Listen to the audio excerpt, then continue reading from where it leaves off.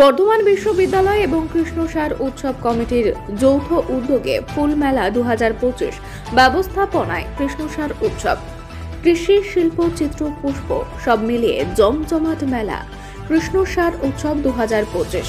শুভ সুন্দর মুহূর্তে উপস্থিত ছিলেন ডেপুটি স্পিকার আশিস বন্দ্যোপাধ্যায়, বর্ধমান বিশ্ববিদ্যালয়ের উপাচার্য শঙ্কর কুমার নাথ, বর্ধমান দুর্গাপুর লোকসভার সাংসদ কার্তিক আজাদ ঝা, বর্ধমান দক্ষিণের বিধায়ক ও কৃষ্ণসার উৎসব কমিটির সভাপতি খোকন দাস সহ অন্যান্য বিশিষ্টজনেরা।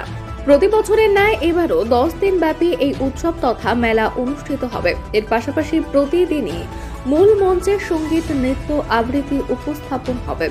মূলত এই মেলাকে সামনে রেখে মানুষের মধ্যে থাকে একটা উচ্ছ্বাস, উদ্দীপনা, তার সঙ্গে থাকে নানান প্রতিযোগিতামূলক নানান অনুষ্ঠান, কর্মসূচি। তার মধ্যে যেমন পুষ্প প্রতিযোগিতা,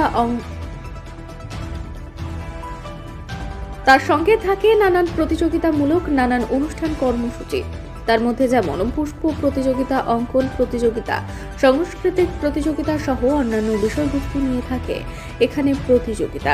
বর্ধমান জেলার ছাত্রছাত্রীরা রাজ্য স্তরে যারা পুরস্কার পেয়েছে, ক্যারাটে থেকে শুরু করে সুইমিং সহ অন্যান্য বিষয়, তাদেরকে মঞ্চে সম্মানিত করা হলো।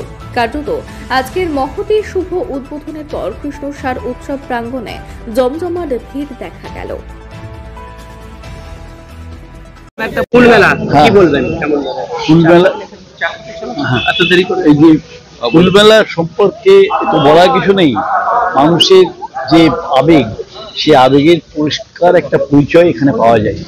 আর এই যে মেলা, অনেকে বিদ্রুপ করেন খেলা মেলা ইত্যাদি কথা দিয়ে, কিন্তু এটা তো ঠিক যে মমতা বন্দ্যোপাধ্যায় এই মেলার যে আয়োজনগুলো করেছেন, স্বাভাবিকভাবে এখানে গরিব মানুষেরও একটা রুজি রোজগারের ব্যবস্থা হয়।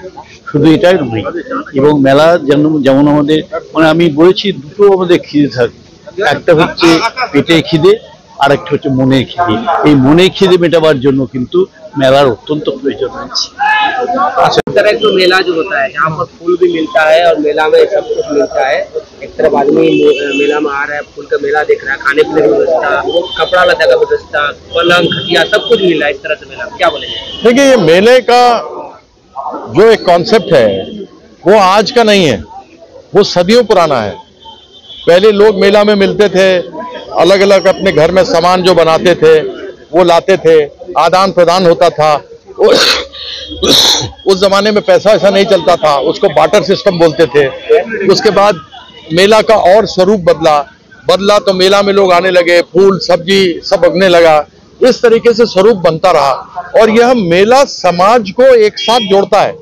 जैसे एक बगीचा में अलग अलग रंग का फूल होता है, अलग अलग उसका खुशबू होता है, लेकिन एक बगीचा में एक साथ शांति के साथ अपना खुशबू और अपना सुंदरता बिखेरता है। वही मेला का उद्देश्य है कि सभी लोग, सभी समाज के सभी जगह से आए हुए लोग एकत्रित हो, मेला में मिले, फूल की तरह खिले, वैसी खुशबू दें। तो यह मेला बहुत अच्छा होता है। और हर एक साल आयोजन, जब से ममता बंदोपाध्याय मुख्यमंत्री बनी है, तब से यह मेले का आयोजन होना शुरू हुआ है। और केवल ये मेला नहीं, अनेकों मेले हैं, चाहे सेल्फ हेल्प ग्रुप का है, चाहे फूल का मेला है, चाहे MSME का है, जहाँ पर लोग अपना गांव घर में जो अलग अलग काम करते हैं उसको बनाते हैं, या खादी का मेला है। तो यह ममता बंदोपाध्याय जब से मुख्यमंत्री बनी है, उन्होंने इस मेलाओं को शुरू किया है कि हम लोग सभी एक साथ मिल सकें और फूल की तरह रंग बिखेर सकें और खुशबू दे सकें।